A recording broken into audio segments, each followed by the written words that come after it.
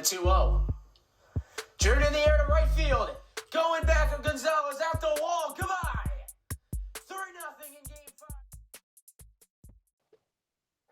Hello, everybody. I'm Matthew Kaufman. That's Aiden Roman. Welcome to episode number 7 of M&A Sports Talk. Aiden, we got a lot to talk about. Baseball is back. We've been waiting to say that for months. Baseball is finally back. We are 3 days away from New York Yankees spring training. We are 2 days away from spring training to start all over MLB. So, Aiden, the wait is finally over, and we're going to start with talking about the New York Yankees. And that is really what we've seen this offseason, kind of what they've done offensively to bring back. They've got Aaron Judge back. They signed Gleyber Torres to a 1-year arbitration deal. Now it's kind of put the pieces together and go win a 28th World Championship. So you got Carlos Rodon on the pitching side.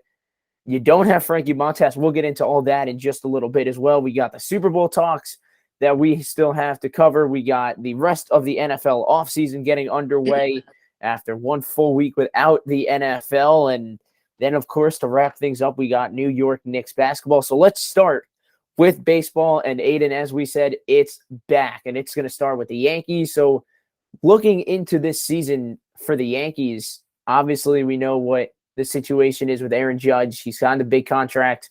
He's a Yankee most likely for life. Now, what is your expectation for Aaron Judge entering 2023? My expectation would be almost exactly what A-Rod did, Alex Rodriguez, have for almost the rest of your career from here on out, at least 30 home runs along with 100 RBIs consecutively. I think Judge will be able to, in the next 1, maybe 2 years, to reach that 50 home run mark again. But do I think he'll have another season as monstrous and as dominating as he did this season? No. But I think he will have just enough to push us to finally win that 28th World Series. Yeah, and this is such a big opportunity for Aaron Judge, obviously named captain after signing the deal with the Yankees. And a lot of guys, especially the young outfielders, not just the outfielders, but infielders, we've seen everybody kind of talking to Judge. And that's something that you really like to see from your captain, the leadership that he has in that Yankee locker room. Obviously, the close relationships that he has with Giancarlo Stanton, Anthony Rizzo, Garrett Cole, obviously big Yankee names. So now that you're kind of around the corner, you're 3 days away from your first spring training game. Aaron Boone told us earlier that all 3 of his shortstops were going to kind of be around and playing different position. That includes, of course, Connor Falefa, Oswald Peraza, and Oswaldo Cabrera, along with Anthony Volpe. So by putting them in different positions, Aiden, is that kind of setting a tone that, all right, we want these guys to play almost every day, but they're going to have to play other positions in order to play that. So how, as a manager, do you determine where they're going to play just based on a few spring training games? Well, I would say at the beginning of spring training, you see now all the superstars do go out and play. Now, with amazing shortstops like Oswaldo Cabrera, you with the addition of Volpe now, and along with Oswaldo Peraza, it's just for shortstop. We have too many people, obviously, but in the past we have seen. I don't think he's done it for the Yankees, but Isaiah Kiner-Falefa has played catcher. Now, do I think he could beat out a healthy duo from Trevino and Higashioka? No, but if worst comes to worst, I think I would almost prefer Isaiah to run up that catcher spot than play in my opinion, the shortstop. Yeah, that's interesting because a lot of people are like, all right, Connor Falefa is a shortstop. He could have won a Gold Glove. He did win a Gold Glove at shortstop. So, but it's interesting you say catcher because not a lot of people realize that he was a catcher. He is a catcher. He could definitely catch. But as you mentioned, obviously he would have to battle out between Trevino and Higashioka. So for that to happen is less likely, obviously, but definitely an interesting key that if the Yankees needed that, Ben Rovette just went back on the injured list. It looks like he's going to have surgery because of circulation issues in his shoulder. So he's going to be down for a few months. Another injury in Frankie Montas. He's going to be out at least the first half of the season, if not longer, with his surgery that he's having. So season didn't start yet. Injuries already starting to get that count for the New York Yankees. But you look ahead to spring training. Obviously, you get to see the young guys. We're going to get to see Volpe, as we mentioned earlier.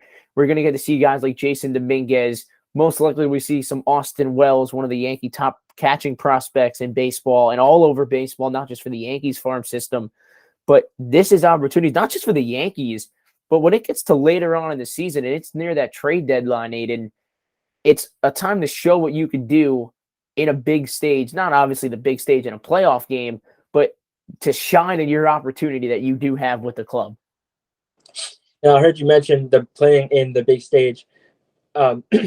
During the ALDS against the excuse me, against the Guardians, we did see Isaiah Kiner-Falefa fumble the first ball of the series hit to him, but obviously that speculated some, a lot of fan hate. But I would say moving on to the next series against Houston, he was beat out of a spot by Oswaldo Peraza, which isn't as shocking to me. He's an amazing defensive shortstop, and Aaron Boone realized that in high tense situations, you're going to need to put the better people up front, and maybe Isaiah Kiner-Falefa isn't ready for that job.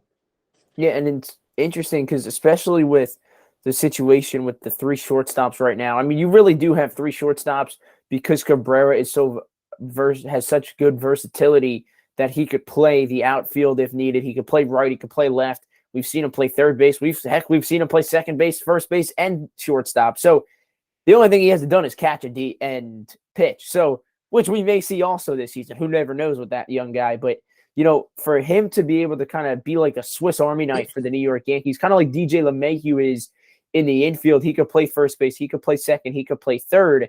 Now you got a guy who in Cabrera, he's young. He can hit well. His defense is great. We've seen it all over the field. He's been great defensively. And he can play the outfield as well. So you kind of give Judge those days and Stanton those days to DH or get a day off. And our next topic, obviously, is Aaron Judge and Giancarlo Stanton. We heard Aaron Boone say earlier this week, a few days ago, saying, maybe we put Aaron Judge in left field at home at Yankee Stadium and put Giancarlo Stanton in right field. That way Stanton will get some time to play. So for the Yankees' perspective, obviously Judge should have won a Gold Glove in right field. A lot of people agree with. He was great defensively last year in center field. It would not surprise me if he did an astonishing job as well in left field. Don't get me wrong. We're not going to see Aaron Judge in left field every day. He's going to most likely play right.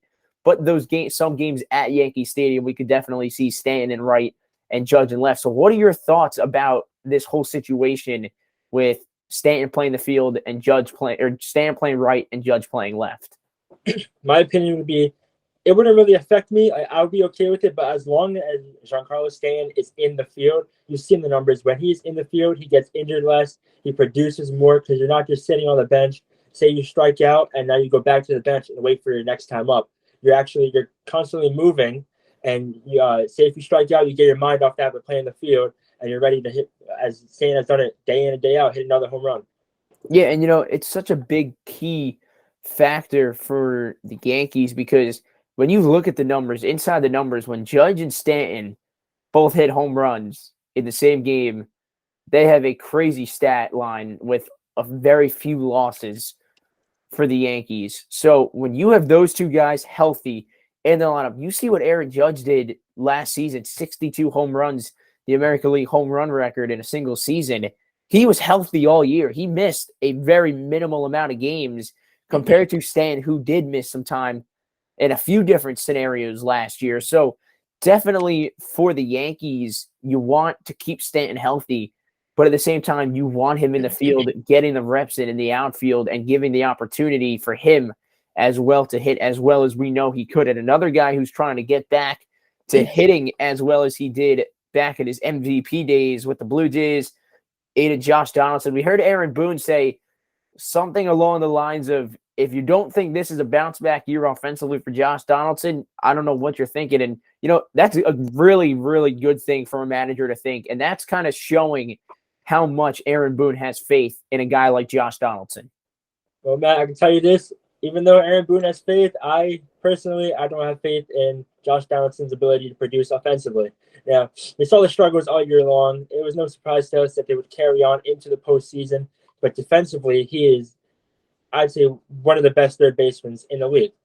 We've seen amazing plays almost every single game by Donaldson, but going back to spring training, I believe it will be a position battle for third base on opening day between LeMahieu and Donaldson. Now, who do I think would win it? I think if Isaiah isn't in the starting lineup, I believe that LeMahieu will take over Donaldson's spot on opening day, play third base, and bat first. Yeah, and obviously we're going to get to the whole situation with what the lineup could look like for the New York Yankees. We're going to get that to in just a moment. But, speaking with Donaldson and trying to get inside the mind of Donaldson and figure out what kind of goes through your head after last year, he knows he struggled. He admitted it flat out that he struggled offensively. But you got to have a guy with that kind of glove defensively in your lineup somehow, some way or another. So even if maybe you bring him in late in a situation that you need a really good, that you need your best defense out there, or, don't get me wrong, he did have his fair share of walk-offs. Obviously, he hit the walk-off single opening day against the Red Sox last year. He hit the grand slam against Tampa Bay. That was a huge home run. Hit the sac fly against the White Sox. He definitely has his fair share of big hits when he's needed them sometimes, but just he has to figure it out, really, for the New York Yankees this year. And Aaron Boone is confident. I do have confidence in Josh Donaldson to bounce back and really see what he could do. So now going from the hitter's side of things, Aiden, let's go to the pitching side right now for the New York Yankees before we get to other MLB news around the league. With just 2 days away from opening day of spring training baseball, Yankees start the 25th. Other teams will start also the 24th. So it'll definitely be an interesting thing to get ready for. So, Aiden, now we look at the pitching staff for the Yankees. Right now, as of today, it would be Garrett Cole, Carlos Rodon, Luis Severino, Domingo Germán, and Nestor Cortes Jr. Now, Nestor Cortes Jr. was supposed to pitch in the WBC, the World Baseball Classic. He is no longer pitching in that due to a hamstring injury, if I'm correct. So now he waits, most likely won't pitch in the spring. He has had some bullpen sessions. We have seen him pitch as well down in Florida these past couple of days. But at the same time, for the Yankees, it has been a kind of exhale for New York because of the fact, he pitched a lot of innings that he was never used to that. Does that kind of mess with you as a pitcher, going from a guy from the bullpen in Nestor to having a really, really good year last year, pitching over 100 innings? I wouldn't say so much it would mess with you, but I will say it's amazing, a huge confidence booster. Nestor Cortes wasn't the greatest pitcher in his early start of his career, really up until 2020 when and after 2020 when the Yankees picked him up. He was good, but not as noticeable and as dominant as he was this year in 2022. Let's go back to 2020. Nestor Cortes was on the Marlins, only pitched 5 games, and gave up 13 runs, had a 15.2 ERA. But now you fast forward 2 years, maybe it's the Matt Blake effect. Maybe the Yankees pitching coach is really a game changer. And you've seen this. He's added a cutter last season to almost every pitcher on the Yankees. And you see it really worked from the beginning of the season up until some injuries started producing. But last year, Nestor Cortes, instead of 5 games played, he pitched 28, completed 1 game, which he's never done that in his whole career, only gave up 43 runs, 163 strikeouts, and with a 12-4 record, you almost can't beat it. Yeah, and a guy who was up for conversation at one point to be a Cy Young winner, and just the opportunity. He pitched in the All-Star game. He actually got to pitch to his teammate Jose Trevino in there as well. So this is such a crazy and emotional story, obviously, for him and his family. But it's got to be such a cool opportunity for Nestor Cortes Jr. And, you come into Yankee Stadium, really no one knew who you were at one point as a Yankee fan. Now you got a nickname, Nasty Nestor. You got the stash that everyone knows. Everyone wants a Nestor stash. So it's just everything has gone his way these last few years. And I definitely hope to see the same success in 2023 for Nestor Cortez Jr. Because let's be honest, Aiden, if he pitches the way he did last year and better, if Cole pitches better than he did last year at some points, giving up the home runs, if Rodon does what he's supposed to do with the Yankees, Severino stays healthy this year, hopefully Montas comes back healthier than ever, and Herman holds down the fort for the New York Yankees as well and pitches exceptional, or not even exceptional, but pitches well. This is a Yankee rotation that could really be dangerous. And we talked about it in the first 6 episodes of M&A Sports Talk. It has to be, you're going to face the Astros at some point. Is it going to be in a championship series as it's been lately, these recent years for the Yankees? And if so, who has the better pitching rotation? Right now, looking at it, without injuries, it's got to be the Yankees, in my opinion. I would say almost 100%. You saw, as I mentioned before, at the beginning of the season, I would say roughly the first 80 games, the Yankees all healthy. Everybody's healthy. The players, the pitchers. They had an amazing historic start, on pace to win, on pace to take first place in most wins in a season. Then that's when we started getting rid of injuries and things started to take a turn. But luckily, because of the Yankees' hot start, we did end up clinching the playoffs. But if the Yankees pitchers can't stay healthy this year, throughout the whole entire year, and especially in October, I think the Yankees, like you just said, are forced to be reckoned with. Yeah, and it's funny because you look at what the Yankees have done. I mean, they've made the playoffs. They've had the pitching. They've had the offense, 62 home runs only later last year by Judge. But, it's been the opportunity that the Yankees have had. They just haven't been able to get over that hump in the division series or the championship series. But it definitely looks like a confident Yankees team this year. They're ready. They're hungry. Judge wants the championship to come back to New York. So a lot going on there. And now we're going to take a quick time out.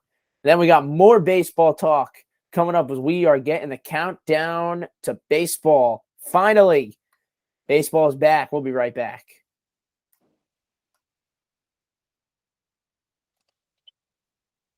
Welcome back to M&A Sports Talk. I'm Matthew Kaufman. That's Aiden Roman. Aiden, we are just 2 days away from spring training baseball, 3 for the New York Yankees, which we were just talking about for a little while. But now, Aiden, looking around the league, and we're going to do this real quick, we're going to look at the potential standings and where you see each team in 2023. We're going to start in the National League, and we are going to start with the National League East, which contains the Braves, the Mets, the Phillies, the Marlins, and the Nationals. So you give me your predictions on the standings first, and then I'll give you mine. Well, even without Bryce Harper in the lineup for, I don't have a time on it, but he did end up getting Tommy John surgery. I do have Philadelphia taking the first seed, followed up by the Braves, standing right behind them, and then the Mets and the Marlins. I will have to put in fourth, keeping the Washington Nationals in fifth place. All right, so I'm going to go with the Philadelphia Phillies as well. I have the New York Mets in second place, the Atlanta Braves in third, Miami Dolphins in fourth, and the Washington Nationals at the 5 in that division. Let's move to the NL Central, the Cardinals, the Brewers, the Cubs, the Cincinnati Reds, and the Pittsburgh Pirates. Now, with a couple amazing rookies coming up for the Pittsburgh Pirates, I will put them at 2. It's a little bit, call me crazy, but I think they're going to have an amazing year this year with the help of Andujar that acquired from the New York Yankees, along with Ke'Bryan Hayes, the amazing third baseman, and Arnold Cruz. Can't miss his name. But I will have the Milwaukee Brewers at first, Pittsburgh at second, St. Louis third. I have the Cubs at fourth, and Cincinnati Reds at fifth. I'm going to go with the Chicago Cubs, a shocking turnaround. I say the Chicago Cubs are number 1 in the NL Central. Then it's the Milwaukee Brewers, St. Louis Cardinals, the Pittsburgh Pirates, and then the Cincinnati Reds. Let's head out to the NL West. Dodgers, Padres, Giants, Diamondbacks, and the Rockies. I would say, of course, just based off the postseason and how dominant they were against the Dodgers, I am putting San Diego in first. Now they're getting Tatis back, so they're going to be even more powerful. So San Diego first, Dodgers second. I will have San Fran at third, even though they did lose one of their aces. I will follow that up with the Colorado Rockies at fourth and the Arizona Diamondbacks at fifth. I got to go with the Dodgers at 1, the Padres at 2, Giants at 3. I'm going to give the Rockies the fourth because of the fact that this team is a lot hungrier, it seems like, than last year, and then the Diamondbacks 5. So now let's go to the American League, and let's start with the AL West. That's the Astros, the Mariners, the Angels, the Rangers, and the Oakland Athletics. Now, I don't think there's going to be much change here. I think Houston still controls that division right there. But I will have to say the Angels, maybe Mike Trout and Shohei carry them to the playoffs. So I'll go the Astros, Angels, followed up with the Texans, with the addition of DeGrom, followed up by Seattle Mariners and Oakland last. All right, now let's go to the AL Central. The Guardians, White Sox. Oh, sorry, actually, I have to do mine first. We got the Astros, the Mariners. I got the Texas Rangers at 3, the Angels at 4, and the A's at 5. Now let's head over to the Central. The Guardians, the White Sox, the Minnesota Twins, Detroit Tigers, and Kansas City Royals. I think the Minnesota Twins will carry that first spot. So I will go Minnesota, Cleveland, White Sox, Detroit, and Kansas last. All right, I'm going to go with the Twins at the 1, Guardians 2, White Sox 3, Tigers 4, and Kansas City will stay last for me. Well, to the AL East, what do you got, Aiden? Here we go. I don't think it'll be much of a change from this year. So I will go New York number 1, Toronto at 2. I think the Orioles have a chance, so I'm going to throw the Orioles at 3. Put Tampa at 4th, and Boston, I don't see them. All I see is Boston trading away. I'm not seeing too much, coming in, so I'll put them in 5. All right, I'm going to go Yankees 1. I'm going to go the Baltimore Orioles 2. Toronto Blue Jays 3, Tampa Bay Rays 4, and the Red Sox 5. So that was the predictions for the standings of 2023. We're going to look back at those standings in a future episode once baseball season comes near an end and see if we were indeed correct, Aiden. And hey, if we are, well, I guess we could see the future. So a little more to talk about getting ready for the spring training. This is a spring training with a few different rule changes. Obviously, we have the pitch clock on, the bases are bigger, the shift is eliminated in some way, shape, or form. So what are your thoughts? And we've mentioned this and talked about this before in other episodes, but what are your thoughts on the pitch clock and how does that maybe affect a pitcher coming into a game that he never had a pitch clock, really? My honest opinion is they should leave the game how it is. I think the pitch clock is not the best move. I guess we will see how it pans out. As you saw in the minor leagues, I don't know if you saw this video, or it might have been in the college game. There was a video that went out that a college player was yelling time at one of the umpires. I did see that, yes. Yep, and he was not getting it. Now, I was confused at first, and then it hit me. The new rule changes. They always test it with the lower leagues. But me personally, I'm not for it. I'm not a big fan of the bigger bags. But if pitch clock pans out to be good, so be it. Yeah, and it's interesting too because you have, as a pitcher, right, you have the pitch clock, but now as a hitter, you also got to reset a little bit quicker as well. So that'll be interesting to kind of see how other teams react to that. And another thing that we've seen, Lance McCullers Jr. from the Houston Astros will not be ready for the start of the season, which is really big news. That's coming in just about 6 hours ago from CBS Matt Snyder, about 5 hours ago, saying that Lance McCullers is a little bit questionable to go for the start of the regular season, which obviously you don't really want to see that too early in baseball. So we're going to take a quick timeout, and then we got the NFL Super Bowl 57, Chiefs Eagles. We have a winner. It's all coming up next.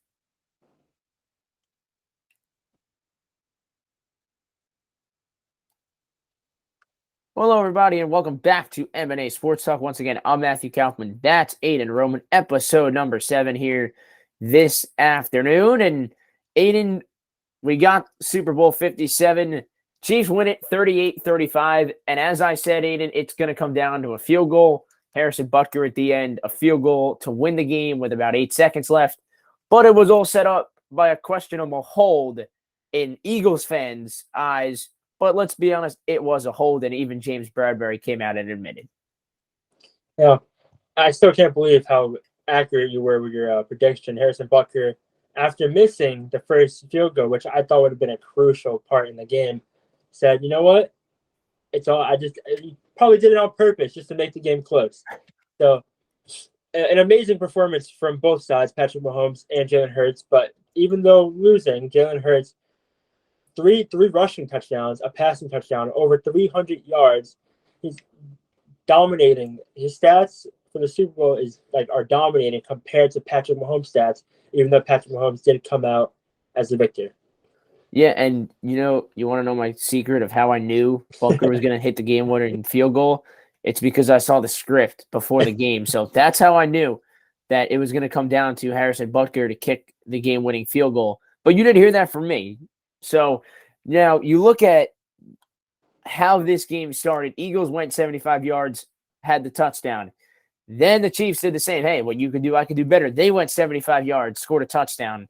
Then it was a little interesting from there. Started the second quarter, first play, A.J. Brown, 45-yard touchdown. Following drive, Chiefs had a punt. Eagles got the ball back. Then the Nick Bolton scoop and score for the touchdown defensively for the Chiefs. Then another touchdown for Philadelphia, then the field goal.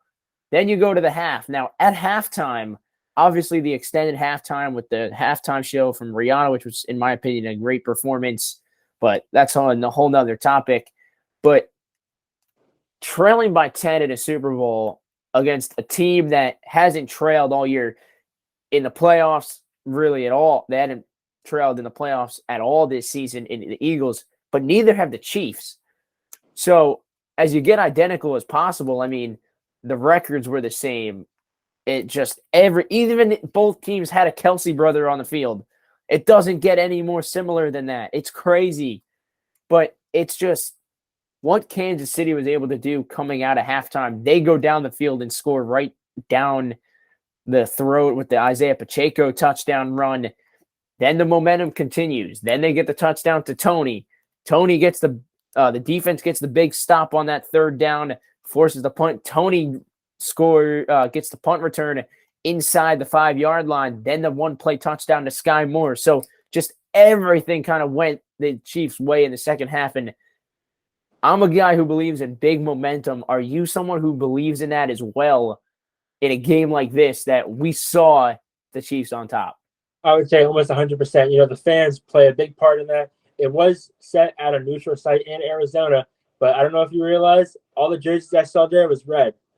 It was a crowd full of red. The fans definitely helped, but the fans did not get into this guy's head. Devontae Smith, 7 receptions for 100 yards, no touchdown, but I'm pretty sure, correct me if I'm wrong, that's his first Super Bowl appearance, and he's acting like he's been there before. Yeah, and even Travis Kelce came out and said something on social media. Even with the loss for Philadelphia, Jalen Hurts could have won an MVP in that game. And, of course, the two MVP candidates during the regular season face off in a Super Bowl. Mahomes obviously came out on top with the MVP trophy in the regular season, and he won it in the postseason for the Super Bowl MVP. So, you're kind of looking at all these different things for Kansas City. And, you lose Tyreek Hill last year. McCole Hardman did not play in the Super Bowl. He was injured. But everyone was saying, oh, now what are the Chiefs going to do? And we've heard this so many times. What is Kansas City going to do now that Tyreek's gone? He's not there anymore. They're going to rebuild. They didn't rebuild. They went out, they got Sky Moore, big-time receiver. They rebuilt that secondary defense because of so many injuries. They had Kadarius Toney come over from the New York Giants mid-season. That was their rebuild. And guess what? They won a Super Bowl. So if that's what they did to win a Super Bowl, this team is only going to get better and better and better. and so is Patrick Mahomes. Speaking about Kadarius Toney and the trade from the Giants, I would say he probably had that 65-yard punt return was probably the game changer right there. Absolutely. That set up Butker for the amazing My scripted field goal. Yeah, for your scripted field goal, I know. But get some New York luck in there, Kadarius Toney, not many people knew how he was going to be and perform during the Super Bowl. He did only get one target, but also one reception for 5 yards. But that amazing punt return that he made, I thought he was going to take it all the way. Sadly, he was stopped, but set up perfectly for the field goal.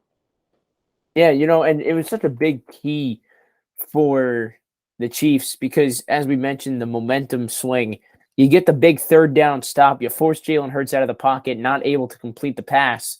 So that huge kick return, not only is your offense excited, you got the defense excited, you got the fans around State Farm Stadium going nuts, you got everybody at home going nuts that are Chiefs fans or wanting Kansas City to win. So just everything that brought in the change of the game for Kansas City, I definitely think if we had to pick a turning point in this game, it was that punt return, and the longest punt return in NFL history, Aiden, by the way. So now, if you're the Chiefs, what do you look at for the offseason? I would say just off his performance during the Super Bowl, not his performance, but how good he did in the Super Bowl, I would say you try to keep Kadarius Toney around. See, he's good for it. He'll have those amazing game-changing plays, exactly like he did in the Super Bowl. But I think you look to get another wide receiver because sooner or later you can't keep going to Travis Kelce. He won't always be open. Now, Juju Smith-Schuster, they received from Pittsburgh from the Steelers, 7 receptions, 53 yards. But I think you need that one other, if not better than Juju, another decent wide receiver. Yeah, and everyone talks so much and so highly, as they should, about Patrick Mahomes and the offense, but you got to give credit to this defense. I mean, it was a young secondary. McDuffie, you had Snead, just the young secondary. You had the linebacking core with a rookie on there, a second-year guy, Nick Bolton, who had almost 2 scoop and score touchdowns. One of them, the catch by Sanders, and the touchdown, that one was called back, obviously was ruled incomplete. But just what they were able to do defensively, yes, they gave up 35 points, but what a game if you look at it really by this Eagles offense, but a lot of credit to the Chiefs defense. So now we've talked about the Chiefs and what they do this offseason. What do you look at the Eagles do this offseason? I would say I wouldn't change much about the Eagles. I'm not going to lie. But I would say maybe another running back, maybe get number 2, because you have an amazing Miles Sanders that obviously you're crazy if you think you get rid of him. But I think you could find somebody better than Boston Scott to throw out there. Now, my opinion, that's really just my opinion. Now, a lot of people, Eagles fans, could disagree, but Miles Sanders at 1 and amazing number 2. Now, I can't really picture who would be a perfect fit for the Eagles, but anybody who's electric, like someone like what's his name, Zeke. Someone like Zeke would be electric in Philadelphia. Yeah, and just looking at this Eagles offense, and it was a little bit of a surprise to me that kind of what the run game looked like in the rushing side of things. Sanders only had 15 carries and 16 total yards. So he did not have as much of a run game, but at the same time, really neither did Gainwell or Scott. Gainwell had 7 carries for 21 yards, but it was really up to Jalen Hurts in the run game. And the whole situation with, yes, you want your quarterback to be able to run and have a really good run game like Jalen Hurts has, but are you maybe worried at sometimes that he re-injures his shoulder going into next year? Are you worried about maybe an injury that could happen with him consistently running, or are you like, go ahead, it's all you. You take the hand, you take the carry if you need to.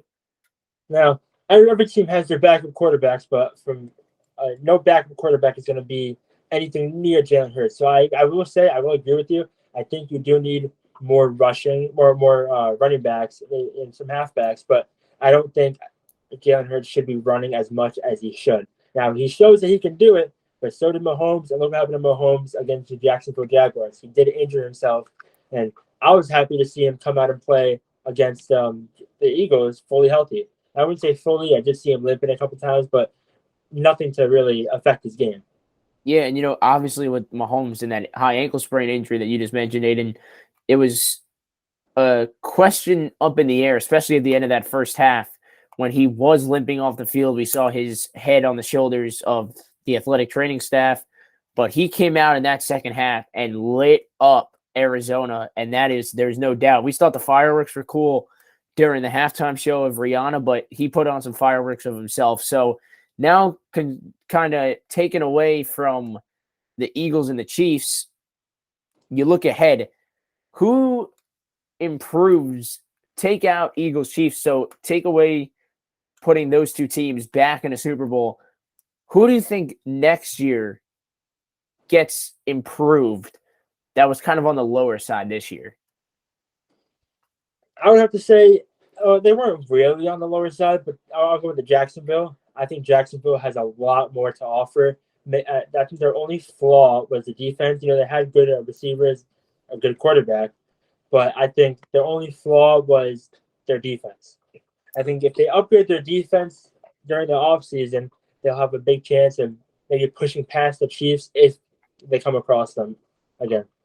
And I'm going to go with an NFC East, the Washington Commanders, and obviously Ron Rivera over there as the head coach, but signing Eric Bieniemy, the offensive coordinator in Kansas City, now with the Commanders. So kind of we saw the weapons that that Bieniemy had in KC with Mahomes, Hale, the time he was there, Kelsey, all those guys. Now you have guys like, the McLaurin, the Dotson, Anderson, Robinson, Sims, either Heineke, whoever they pick as their quarterback, those are the weapons he has, and those are some really good names, especially McLaurin and Dotson, who really have been some big names last season for the Commanders. 100%. Now, I'm going to move us on to the New York Giants. The big question, what's going on with Daniel Jones? Yeah, so we have the conspiracy right now, and we've heard from NFL sources and Ian Rappaport on the NFL Network of what the plan is if the Giants cannot come to terms with Saquon Barkley or Daniel Jones, or if they come to terms with one of them, have a contract signed, most likely the other one will be franchise tag. Obviously, the main goal for the New York Giants and Joe Schoen and Brian Daboll and John Mara and the rest of the organization is to sign them both to a contract by the end of the offseason, or by the end of when the franchise tag is up, which is March 7th. So for these two guys, really, I mean, as a running back, and we've seen this and heard about this on the NFL Network, on ESPN and everything, but a running back should not make more than $15 million a year. And don't get me wrong, there are some crazy good running backs like McCaffrey, Derrick Henry, Saquon Barkley, Miles Sanders, who had a really good year this year as well. But just those guys aren't making 15 plus a year. Some of them maybe not even 10 million a year yet. So definitely you sign Barkley into that contract of maybe 9, 10, 11, 12 million, give him 3 years and see where you get from there. If you can't come to terms with Daniel Jones, franchise tag him. He'll be around $32 million for the year at the franchise tag. Or you do it the other way around. You go spend the money on Daniel Jones. You franchise Saquon Barkley for the 9, 10 million franchise tag deal. But just you want to get those guys because it seemed like those guys were healthy. Jones had a really good year compared to his first 4 in the NFL. Barkley had a really good bounce back, comeback year for the Giants. So definitely have to get back to the fact of, getting those two guys back at MetLife Stadium hopefully under a contract, if not a franchise deal. We saw a few years ago, Leonard Williams got tagged by the franchise until they were able to come to terms. Now, remember, Aiden, earlier this year, the Giants did try and talk to Saquon Barkley about the contract. It was kind of going back and forth. They didn't come to a term, obviously. So that's where we come today at the time. But obviously, anything could change at any moment for the New York Giants. Their main goal, though, is to keep Saquon Barkley and Daniel Jones signed to a contract. If not, one will be signed most likely, and the other will be franchise tagged. Now, if you ask me, Matt, I would say I'm 100% in for giving it off for Saquon Barkley. But we have to make sure it's healthy. So, like you said, I would give him a 3-year deal, but just to make sure it's healthy. If it's healthy, maybe offer him some more. But obviously, age will get up there by that time. But Daniel Jones, I could give or take with him. I could let him go, but if we get another safety, we add Derek Carr to the Giants roster during the offseason, I don't think Daniel Jones is willing to give up that starter position and still be on the team. I think if we get Derek Carr and they're like splitting the games, 8-8 or 8-7, whatever, however many games are going to be played, I believe that Daniel Jones will be unhappy and either leave or speak up. Yeah, and it's interesting because of what Daniel Jones did this year, and obviously you got to give credit to the coaching staff, but just you got to give credit to Daniel Jones as well. I mean, he heard the criticism since he got drafted. Let's be honest, not a lot of people he's the number 6th overall pick. How could you pick this guy over some of the other quarterbacks maybe? Or how could you end up not picking a guy like Micah Parsons later on in a couple of years after that? How could you make this mistake? But really, he had a good year last year. 5 turnovers or 6 turnovers total interception-wise. The touchdowns were higher. Obviously, the run game was a lot better for him. But at the same time, he played like he wanted to be there, and he had a coach that was there and was consistent with him, calling the plays. And it seemed like he was calling the right plays for the New York Giants. Now, I will admit, he has indeed been getting better throughout the years. 2019, when he came in, he wasn't too hot. Threw a lot of touchdowns, though, 24 touchdowns. That kind of died down in 2020 and 2021 with 11 and 10 touchdowns. This year, he had 15 touchdowns. But like you said, he's available to run. Yeah, not as effective as other quarterbacks like Lamar and Jalen Hurts. But I did see that he last season when he ran, he was faster than Lamar Jackson. Yeah, and just looking at the numbers right now, and this is according to ESPN, 16 games played last year, 317 completions out of 472 passes attempted. Now, that completion percentage is at 67.2. He threw for over 3,200 yards, averaged about 200 passing yards a game. His longest pass of the year was 65 yards. That was a 65-yard deep ball to Sterling Shepard opening day, week 1 against the Tennessee Titans. That kind of flipped the game also for the Giants. But the 15 touchdown passes, he was sacked 44 times, remember.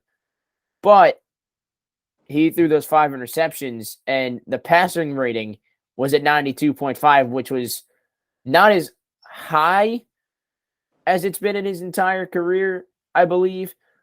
But you look at the numbers, and you just see what he did differently, compared to what he's done in the past. And you look at the numbers and the QB rating. I mean, this is a crazy rating. The passing rating, it was as highest as it's ever been. 2019 was 87. 2020 was 80. 2021 was 84. 92 this year. That's the highest he's had, and this is the most amount of passing yards he's thrown for. He hasn't thrown for as many touchdowns. His rookie year, he did throw for 24 touchdowns, but he also ran for 7 touchdowns this year as well. So, and he did have a reception back in 2021. Remember that. So it definitely has looked on the upside for Daniel Jones. So if I'm looking to maybe, do I give him a contract? Do I not give him a contract? Do I pay him the $45 million that he wants? Most likely, no. Am I looking more at the 30 to 35 range? Most likely, yes. Just because if you think he's your franchise guy, that's the guy you got to go with. Now, I heard earlier you mentioned the sack rate for Daniel Jones. Been sacked 44 times this season. Now, I think that the Giants definitely could have gone farther and maybe even had a better record if they had a better O-line. Correct me if I'm wrong, but in only 2 games in the postseason, the 2 games we played before getting knocked out by the Eagles, Daniel Jones was sacked 8 times. Now, to me, that is an absurdly high number for only playing 2 games. But if the O-line could improve, say if we do sign Daniel Jones or we end up signing another quarterback, that O-line is going to need a big improvement if we want to proceed farther in the postseason. Yeah, and don't get me wrong. I mean, this offensive line definitely was better, I'll say, than last year, without a doubt. There's no doubt in my mind that it was definitely better than last year. But for Daniel Jones, and Saquon Barkley, to the year that they had this year was so much better. And that's without a doubt. So, just looking at what Daniel Jones did in 2022 to kind of seeing what he could do in 2023 with another year under Brian Daboll and Mike Kafka, and kind of seeing what Saquon Barkley should be able to do. I mean, looking at the numbers of Barkley right now from his rookie year back in 2018, which was arguably his best season when he won Rookie of the Year.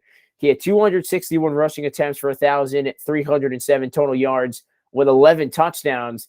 This year, in 295 carries, he had 1,312 rushing yards for 10 touchdowns. So he definitely almost compared to his numbers. Now, he also did have 4 receiving touchdowns back in 2018, but that was also when Eli Manning was under the helm for the New York Giants, which obviously he's no longer, but he has been in the facility with the organization, kind of working with Daniel Jones, which is always a good thing because you have a 2-time Super Bowl MVP. I mean, I get my opportunity to work with him as well. So now moving from the New York Giants over to the other team in that MetLife Stadium, that's the New York Jets. Aiden, what's the deal with Derek Carr, and do they go after Carr? Do they go after Rodgers?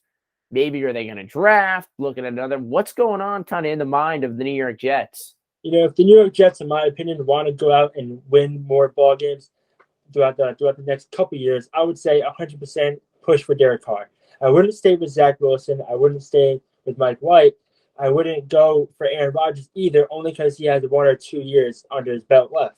But Derek Carr, I wouldn't say he's crazy young, but he's younger enough to where you can have him for the next 5-6 years and him be a solid quarterback. Now, the Jets, I'm pretty sure they had 8 wins last season. I think with Derek Carr in that spot over Zach Wilson, I think they can win at least 10. Yeah, and you look at the 3 starting quarterbacks that the Jets went through: Zach Wilson, Mike White, and Joe Flacco, a combined of 4,040 yards. The 15 touchdown passes. Now, if you look back, just not to compare the two, but Daniel Jones had 15 touchdown passes alone. The Jets as a total had 15 touchdown passes. And one of those passes wasn't from a quarterback. It was from wide receiver Braxton Berrios. So, 14 touchdown passes, really, all season. And then you look at the interception rate. Zach Wilson, 7 interceptions. Mike White, 4 interceptions. Joe Flacco, 3 interceptions. But if you look at this team, they weren't sacked as much. Zach Wilson was sacked 23 times. Now, don't get me wrong. Obviously, the offensive line definitely has its struggles, just like they've had in recent years. So definitely you fix the offensive line, but what kind of scenario do you see fits for the Jets? Rodgers or Carr? What fits better? I would say 100% Derek Carr. And I would say that because, like I stated before, you're going to have Derek Carr for a while, right? But you won't have Aaron Rodgers. He's getting up there in age. He's probably going to retire in the next year or two, if not given, a good contract this offseason. Yeah, so speaking of Rodgers, so let's say we hypothetically say Carr goes to the Jets. where does Rodgers go? Do you see him staying in Green Bay for another year, try it one more time, or do we see Aaron Rodgers just end it, retire, and go sit on the beach somewhere with the flip-flops and a beer in his hand, or maybe go to another team like the Raiders, who was also interested? I would say 100%. I would keep. I would, if I was Aaron Rodgers, I would end it there. I would be like Tom Brady. I would hang up the cleats. You had an amazing career. You have a Super Bowl on your resume, really, and he's amazing quarterback, one of the best to ever do it. I would say 100%. You hang up the cleats. I wouldn't return back just to see how it went this year. You know, you didn't make the playoffs. Wasn't the best year for your team, but I think the quarterback job ends up going to Julian Love. Yeah, so with Jordan Love at quarterback now, obviously Love kind of had that time to learn under Aaron Rodgers. So if you're Matt LaFleur, Aaron Rodgers leaves, are you kind of feeling confident in what Jordan Love could do? I mean, yes, we've seen Love play in a few games that he had to start because a few years ago with COVID with Aaron Rodgers and then the injury to Aaron Rodgers that Jordan Love started. So are you confident with Jordan Love starting? Maybe you looking to pick another free agent up? Because remember, you still have a bunch of free agents out there. You still got Baker Mayfield, who's just kind of sitting in Los Angeles right now, chilling somewhere in the warm weather while we're down here in, some 30-degree, 20-degree rain and possibly snow. So, but do you look at a free agent? You look to draft, or are you sticking with Jordan Love if you're Green Bay? I definitely would not draft another quarterback if I'm Green Bay. In my opinion, I would give all the trust into Jordan Love. If he pans out not to be as good as they would hope, I would definitely look into picking up someone like, correct me if I'm wrong. I don't think Lamar Jackson has gotten a deal yet. If he has, then that's another question. But you look to get somebody like you said, Baker Mayfield, or even an amazing superstar like Lamar Jackson, who has that playoff experience and can really carry a team to the playoffs. So now another free agent quarterback that's been on the list wound up getting a one-year deal with the 49ers last year, got hurt. That's why we saw Brock Purdy and what he was able to do with the 49ers. So where do you see Garoppolo ending up kind of in this scenario now where it's like, all right, if the Jets go after Derek Carr, let's say hypothetically the Raiders don't get Aaron Rodgers and Rodgers either retires or stays in Green Bay. If you're the Raiders, are you going after Garoppolo?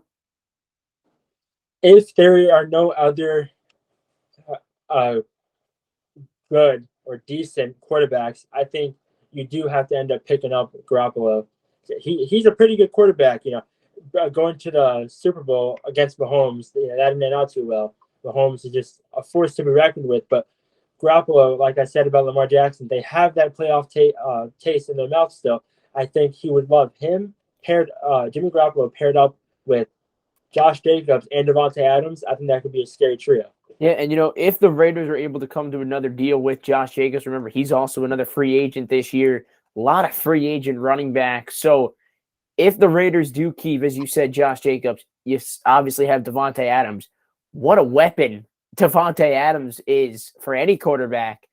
And we saw that with Aaron Rodgers.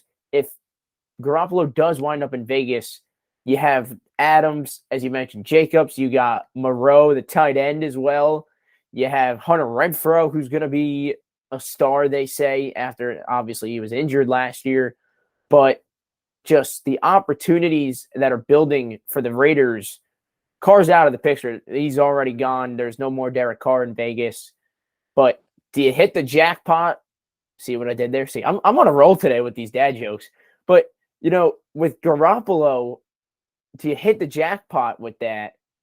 Or what else could go into that? And that's a whole nother discussion when we kind of figure out where Derek Carr ends up, the Aaron Rodgers decision.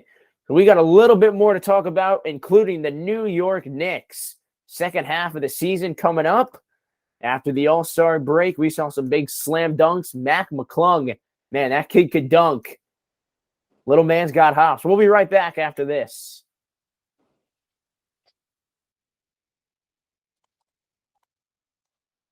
Welcome back to M&A Sports Talk. I'm Matthew Kaufman. That's Aiden Roman, episode number 7 here on YouTube. Don't forget, if you haven't already, go check out episodes 1, 2, 3, 4, 5, and number 6. And then, of course, next week we have episode number 8. So, Aiden, we've talked baseball. That's right. I'll say it again. It's back.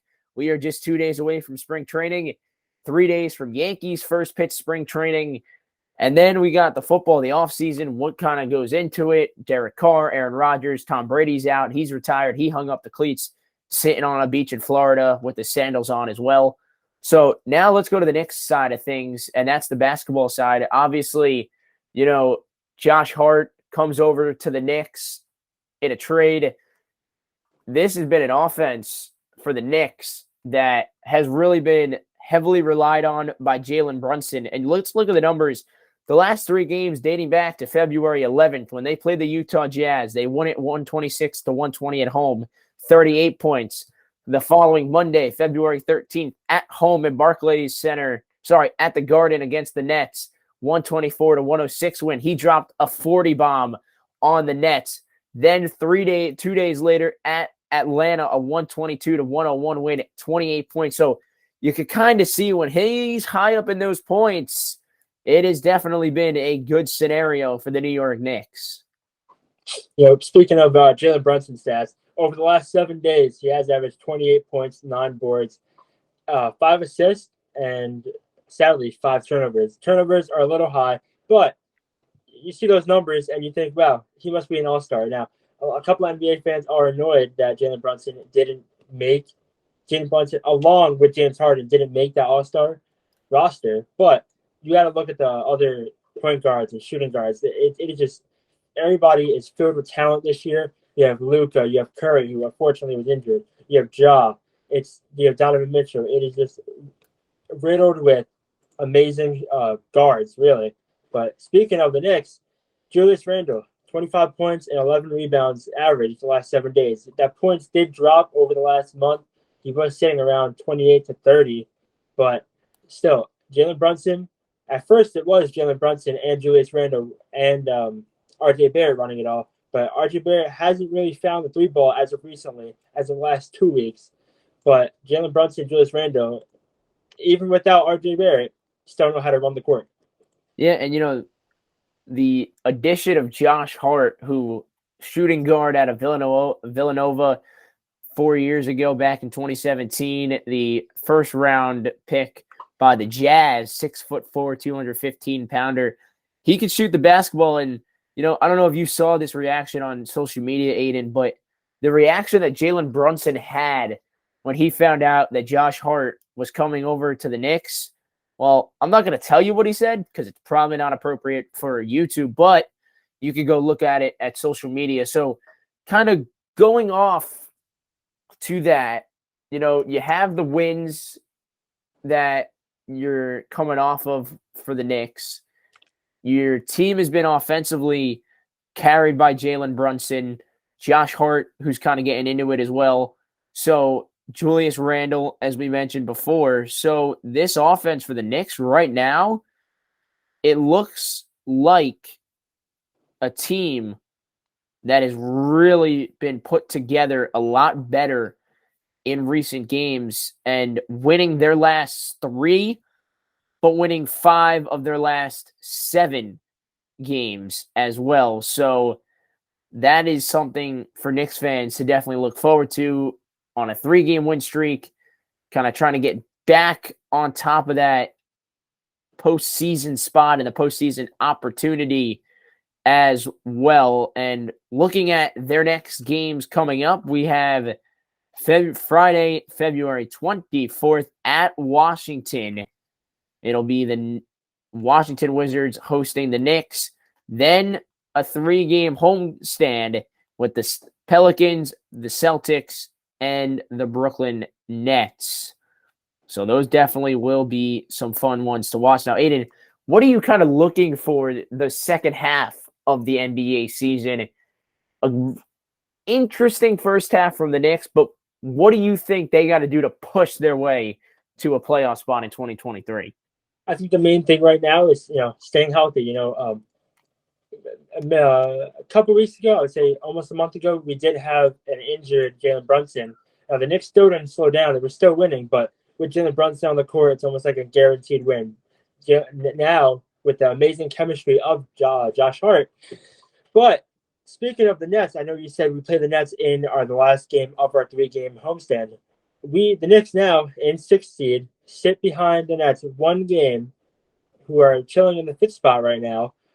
But now without Kyrie or Kevin Durant, I think the Knicks easily could take over the 5th seed and maybe even push their way to the 4th seed against the Cleveland Cavaliers. Yeah, and with everything in the good news of Mitchell Robinson on his way back to the court for the New York Knicks as well. So we were going to mention this for football, but now I'm going to make you think a little more.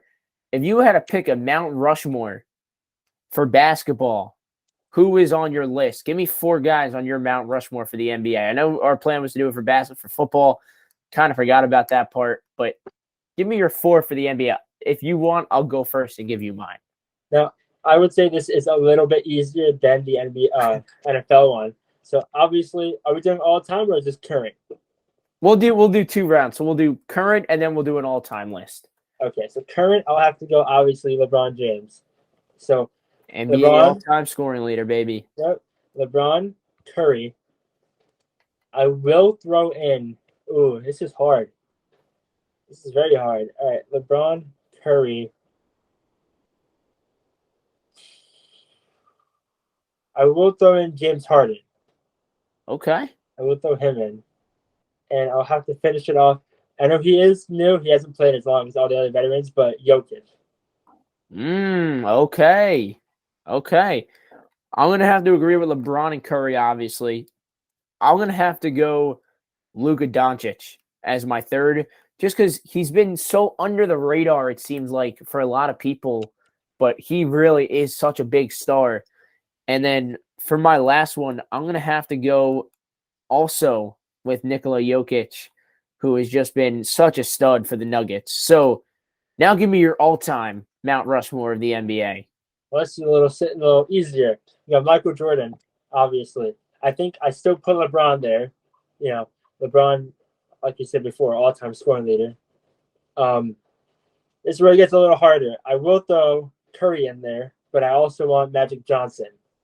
Okay. 6'8" point guard. You can't really miss it. I will follow it up with this is the harder one. Oh, actually, this is my 5. I already gave up 4, but I'm gonna throw so we're adding people now to Mount Rushmore. I like it. I like it. We're adding 1 more, and obviously I'll be Wilt Chamberlain. All right, so I'm gonna go Michael Jordan, of course, the late great Kobe Bryant, Steph Curry, LeBron James, and Jakeem Abdul-Jabbar. A lot of people don't really realize what he did with the NBA, so that's mine. Oh, and Shaquille O'Neal. You can't forget about Shaq. Come on now. Shaq's something else. Oh, yeah. All right, so that's going to about wrap it up here for M&A Sports Talk episode number 7. And don't forget, check out episodes 1 through 6, and next week, episode number 8. I'm Matthew Kaufman. That's Aiden Roman saying so long from M&A Sports Talk.